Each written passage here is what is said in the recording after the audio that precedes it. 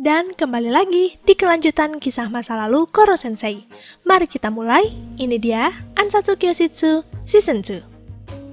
Efek dari percobaan sudah menunjukkan perubahan fisik yang luar biasa. Selain itu, kedekatan antara Koro Sensei dan Yukimura semakin dalam. Dari senyuman Koro Sensei selama ini, dia bisa mengorek berbagai macam informasi hidup Yukimura. Dan hal yang sangat mengejutkan lainnya adalah ketika tahu bahwa Yukimura adalah tunangannya Nagisawa. Itulah kenapa Yukimura ada di lab ini. Walaupun Koro Sensei melihat tidak ada rasa cinta di antara mereka berdua.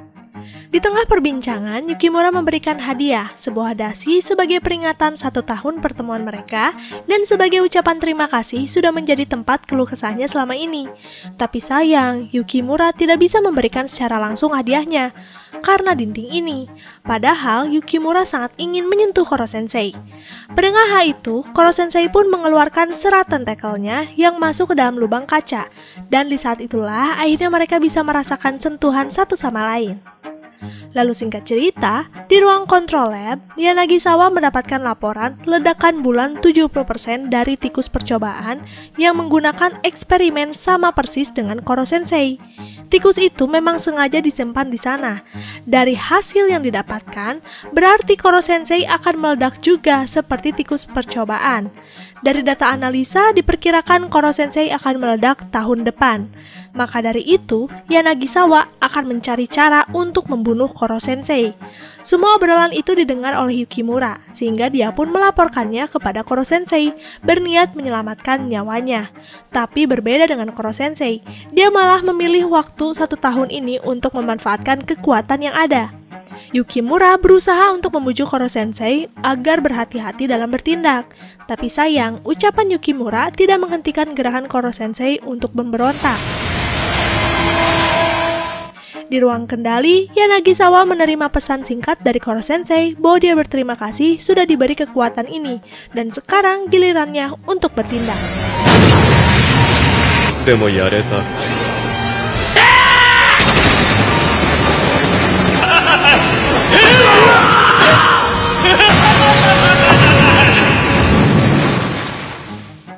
Setelah kaburnya Koro Sensei, serangan apapun tidak mempan untuk membunuhnya.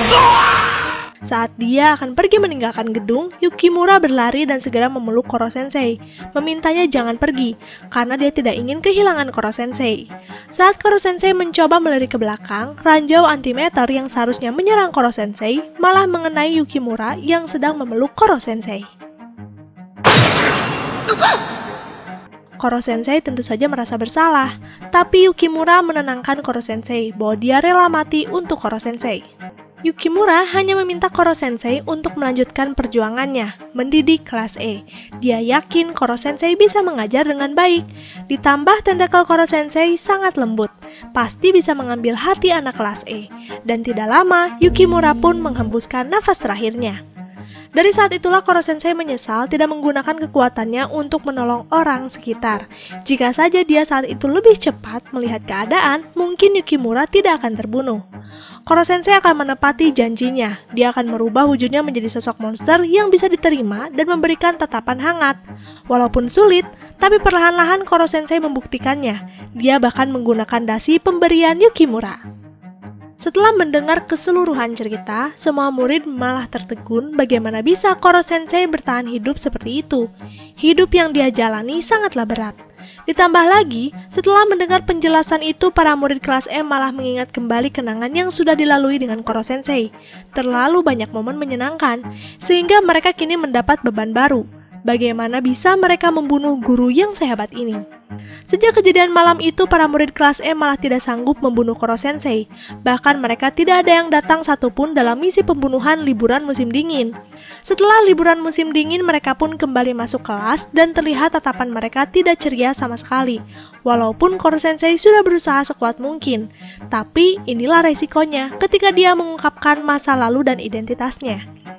Setelah jam pelajaran selesai, Nagisa tiba-tiba mengajak teman-temannya ke hutan belakang sekolah. Dia memiliki ide untuk menyelamatkan nyawa Koro Sensei. Tapi sayangnya, pendapat Nagisa ini tidak 100% disetujui semua murid. Karma, Ryo, Terasaka, dan beberapa murid lainnya merasa tidak setuju dengan keputusan Nagisa. Bukan karena mereka membenci Koro Sensei, tapi karena rencana Nagisa tidak matang.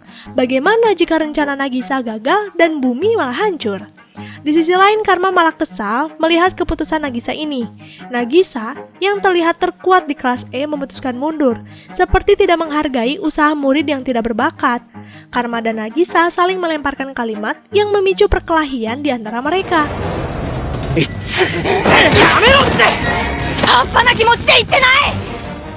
Sampai pada akhirnya Koro Sensei muncul, memberikan pilihan. Karena Koro Sensei tidak suka dengan perpecahan, Koro Sensei ingin mereka melakukan duel.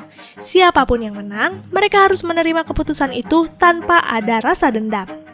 Mendengar hal itu, akhirnya mereka membuat dua tim melindungi dan tim membunuh. Dalam aturan permainan ini, mereka hanya harus merebut bendera lawan. Dan pertandingan pun dimulai.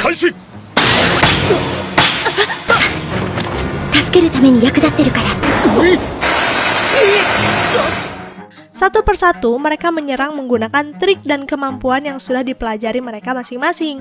Karma percaya diri timnya akan menang karena dari jumlah yang sudah dikalahkan, tim biru sudah kehabisan personil. Tapi sejauh ini, Nagisa belum terlihat posisinya ada di mana. Karma pun meminta Terasaka dan anggota lainnya maju ke depan mengambil bendera tim biru. Entah di mana Nagisa bersembunyi, dia menyerang di tempat terbuka seperti ini, dan kini hanya tersisa Karma dan Nagisa.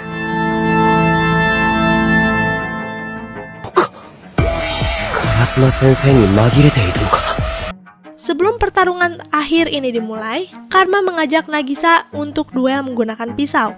Dengan percaya diri, Nagisa menyetujuinya karena jika dia menggunakan pistol, tim merah akan menganggap kemenangan Nagisa tidak adil.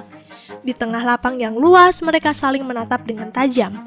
Nagisa pun mengingat kembali masa lalunya bisa berteman dengan Karma sampai pada akhirnya mereka berpisah ketika Karma mendapatkan scores karena dia berkelahi. Begitu juga Karma. Dia memandang Nagisa hanya anak yang tidak memiliki keberanian sehebat dirinya.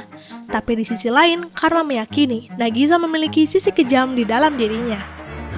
Setelah saling menatap cukup lama, akhirnya pertarungan 1 lawan 1 pun dimulai. Mereka menggunakan cara yang berbeda.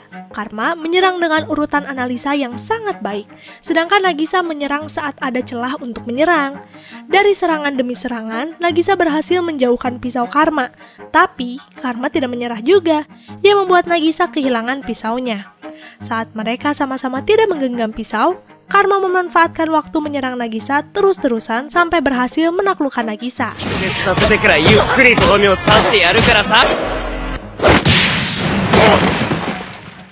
Karma hanya butuh 1 serangan untuk memenangkan pertandingan ini.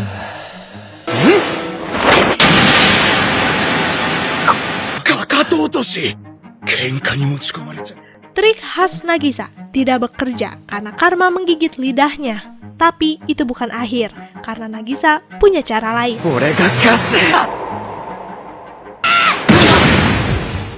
Kuncian tangan yang diberikan Nagisa sangat kuat, bahkan menurut Karasuma, kuncian Nagisa sangat sempurna. Karma berusaha melawan Nagisa, tapi yang terjadi, dia malah tidak sengaja menemukan pisaunya. Kini Karma punya kesempatan menyerang Nagisa. Saat akan menyerang Nagisa, Karma malah menyadari adanya keinginan Nagisa yang sangat besar, sehingga dia pun memutuskan untuk mengalah.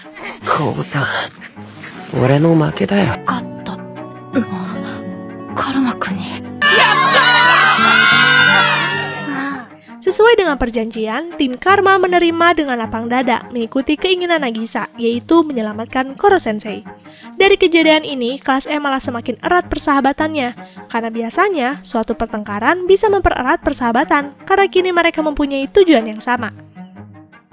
Di sore harinya, Karasuma mengizinkan murid kelas E menyelamatkan Koro Sensei. Tapi, dia memberikan waktu hanya 1 bulan. Terlebih dari itu, jika mereka tidak berhasil menemukan cara menyelamatkan Koro Sensei, maka mereka harus kembali masuk dalam misi pembunuhan. Bukan karena takut bumi hancur, tapi Karasuma tahu di luar sana banyak yang akan membunuh Koro Sensei. Dan hal itu bukan yang diinginkan Karasuma. Dia ingin kelas E lah yang membunuh Koro Sensei, bukan orang lain. Beberapa hari selanjutnya, mereka pun membuat rencana mengambil data eksperimen yang ada di luar angkasa. Mereka akan diam-diam naik roket yang memang akan diluncurkan oleh Jepang. Memang sangatlah sulit, tapi bagi kelas E tidak ada yang tak mungkin kan? Setelah rencana sudah matang dan lengkap, Sugino meminta 2 orang di antara mereka dengan sukarela pergi keluar angkasa, karena hanya ada 2 kursi di sana. Awalnya, hampir semua anak laki-laki ingin pergi ke sana, tapi saat Koro Sensei memberitahu bahwa roket ini merupakan rangkaian terbaru yang akan diuji coba, mereka semua mengurungkan keinginannya, karena mungkin akan sangat berbahaya. Hanya Itona saja yang mengangkat tangan. Dia memang ingin pergi ke sana. Akan tetapi setelah dipikir baik-baik, seharusnya Nagisa dan Karma yang pergi ke sana, karena mereka berdua memiliki kekuatan yang sangat baik. Murid lainnya juga setuju dengan keputusan Itona. Setelah mendengar masukan dari teman-temannya, mereka berdua pun setuju. Hari peluncuran dimulai. Di Pulau Shimazu, Nagisa dan Karma mencari jalan masuk menuju roket, sedangkan yang lainnya berusaha mengalihkan perhatian para penjaga dan memasukkan virus pengendali ke dalam komputer agar Ritsu bisa mengontrol dari kejauhan. Setelah Ritsu mengakses semua sistem keamanan, dia pun mematikan beberapa kamera pengawas agar Nagisa dan Karma bisa masuk ke dalam roket. Saat akan masuk ke dalam roket, Koro Sensei ada di sana juga. Dia hanya ingin mengatakan bahwa Nagisa dan Karma nikmati saja perjalanannya. Jangan terlalu fokus dengan misi. Jika tidak berhasil mendapatkan data, ya sudah, relakan saja. Mendengar hal itu, Nagisa tersenyum. Dia mengatakan bahwa kali ini mereka berdua akan berusaha semaksimal mungkin.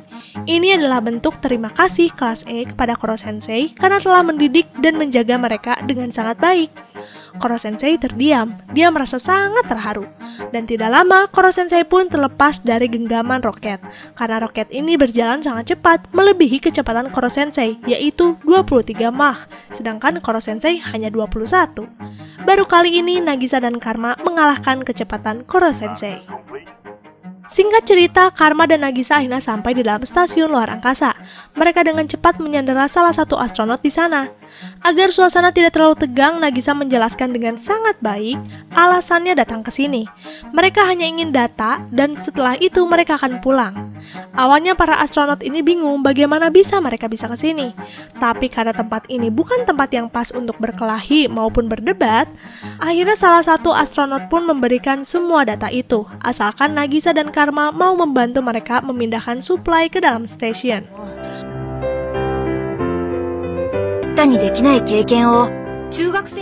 Waktu yang mereka habiskan di sana sangat menyenangkan, sampai pada akhirnya mereka harus pulang.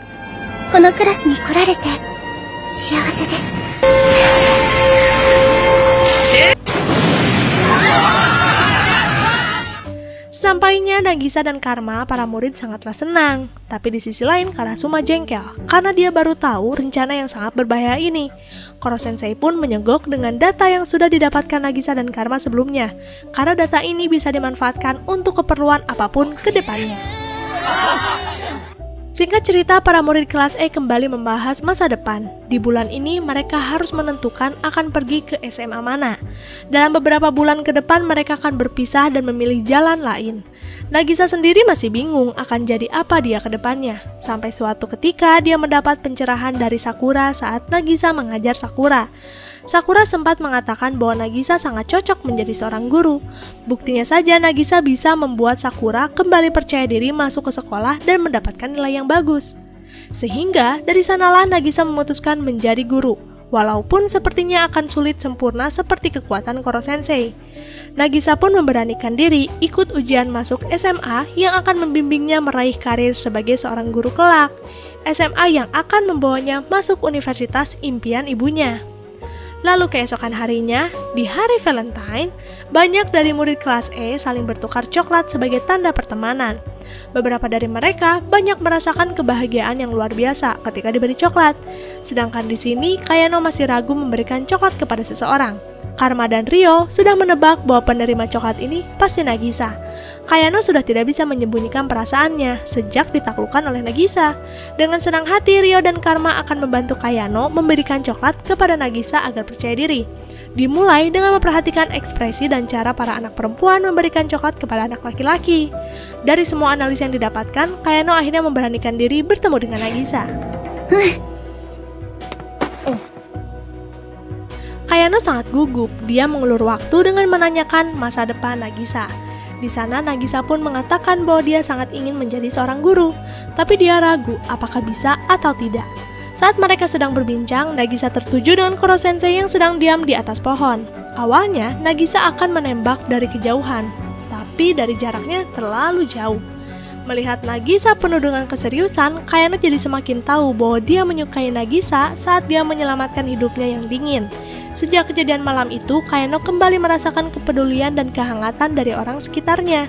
Sehingga, Kayano pun memutuskan memberi coklat sebagai tanda terima kasih kepada Nagisa karena masih mau berteman dengannya sampai titik ini.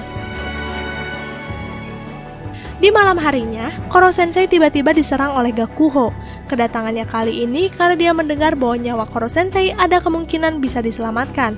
Gakuho menawarkan kepada Koro Sensei, jika dia berhasil diselamatkan, kembalilah mengajar di kelas ini. Karena kehebatan Koro Sensei sama dengan kehebatan Yukimura saat itu. Gakuho yakin jika Yukimura masih hidup, mungkin dia akan selihai Koro Sensei. Mendengar hal itu, Koro Sensei sangat senang. Tapi Koro Sensei mengatakan, jika dia berhasil diselamatkan, Koro Sensei akan menghabiskan waktu keliling dunia. To be continue.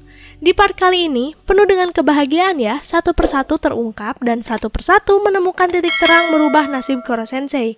Tapi, apakah akhir dari cerita ini akan bahagia juga? Kita lihat di part terakhir dari Ansatsu Kyoshitsu Season 2, karena part selanjutnya akan menuntaskan habis cerita dari kelas pembunuhan. Makasih ya, kalian masih setia hingga di part ini. Sampai jumpa lagi di part 6. Jamatane, arigato gozaimasu.